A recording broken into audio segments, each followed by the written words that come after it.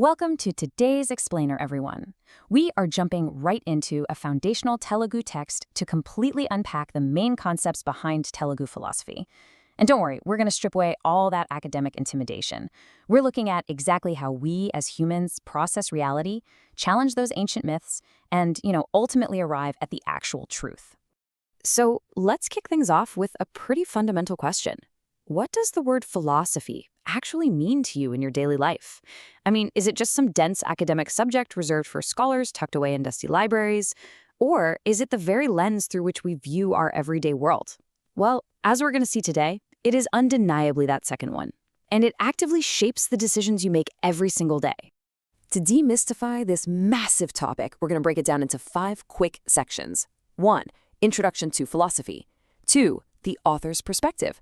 3. Buddha and miracles. 4. The role of sciences. And 5. Questioning the unknown. All right, Section 1. Introduction to philosophy, defining the foundation. The source material for our explainer today is Tattva Sastram Chinnaparichayam, which translates to Philosophy, a Brief Introduction. It's written by Ranganayakamma, an author who's really celebrated for taking these incredibly complex, lofty ideas and translating them into language that just instantly clicks with everyday people. Because let's be honest, philosophy gets a pretty bad rep for being too abstract, right? It's often full of impenetrable jargon that just alienates the average person.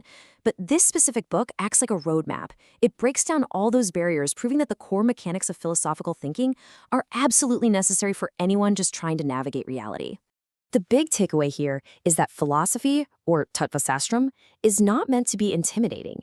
At its core, it's just the study of reality. But on a practical level, it's a highly effective tool. It's a tool you can use to question deeply held beliefs and literally demand rational inquiry. It gives us this structured, logical way to just ask why. It forces us to demand logical answers instead of just passively accepting whatever we're told. When you start using this tool, you stop taking the world at face value. You actually start dismantling the assumptions that govern society, culture, and even your own personal biases. It really is the ultimate framework for critical thinking. Moving right along to Section 2, the author's perspective, democratizing thought. Ranganayakamma's whole framework is built on stripping away that complex academic jargon we just talked about. She firmly believes that the main concepts behind philosophy belong to everyone, not just some academic elite locked away in an ivory tower.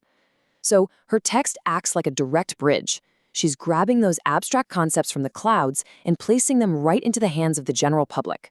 Basically, she's democratizing rational thought for everyday use. It's super empowering because the text is basically telling you, hey, you don't need a doctorate to evaluate the world logically. You just need the willingness to observe, analyze, and totally refuse to settle for illogical explanations. All right, Section 3, Buddha and miracles, rationality versus myth. Now, this is where it gets really interesting. This historical clash between rational inquiry and myth is a total cornerstone of the text. Ranganayakamma points specifically to early thinkers like Buddha, who grappled directly with mahimulu, which means miracles. Think about ancient times for a second. The natural world was terrifying, it was unpredictable, so attributing crazy events to magic or miracles, that was just the default human condition. But instead of just accepting those supernatural claims at face value, early philosophical minds started to systematically separate observable reality from pure mythology.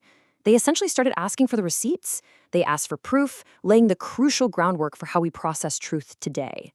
When you actually contrast that blind, unquestioned belief in supernatural miracles against rigorous philosophical inquiry, you are witnessing a massive leap in human consciousness. It marks this definitive transition from just accepting the impossible because it's a comforting story to actively demanding rational, empirical evidence. And philosophy? It's the critical engine driving that whole transition. It shifts the human mind from being this passive receiver of myths into an active investigator of facts. I mean, this isn't just some boring historical footnote. This is the literal mechanism that pulled humanity out of the Dark Ages and into the light of reason. Which brings us to Section 4, the role of sciences, structuring reality. So here, the author introduces the concept of sastralu, which means the formal sciences, and this connection is huge. The text points out that broad, early philosophical questioning doesn't just stay abstract forever. It eventually matures and categorizes itself into specific, rigorous scientific disciplines. I mean, before we had the scientific method, what did we have? We just had philosophy. Whether we're talking about biology, physics, astronomy, they all started as fundamental philosophical questions about how our universe actually works. Philosophy asks the grand questions like, what is this made of? Or why does the sun move? And then, as the methods to answer those questions get specialized, they crystallize into the hard sciences we rely on today. It's actually crazy how the evolution of human thought follows this perfectly clear three-step progression. Step 1. We start by questioning the unknown and challenging those ancient myths, exactly like those early inquiries into miracles we just talked about. Step 2. We take those raw questions and we rigorously apply logical, rational analysis to them. We look for patterns, consistency, hard evidence. And finally, step 3. That applied logic solidifies into structured sciences, the sastras, to formally explain our reality. Philosophy is that indispensable middle step. It's the vital bridge making science possible. Without that initial philosophical itch to just ask why, we've never reached the structured understanding that science gives us.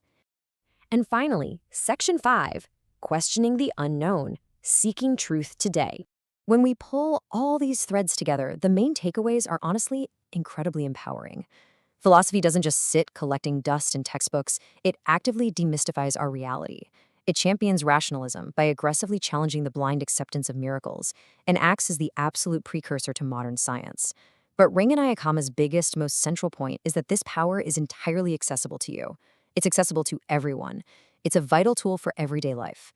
By embracing the main concepts behind philosophy, you are essentially equipping yourself with a built-in lie detector. You become capable of sifting through all the noise, discarding falsehoods, and building a worldview anchored completely in reality and logic. So, I want to leave you with this final critical thought. How are you going to apply this level of rigorous questioning to your own worldview?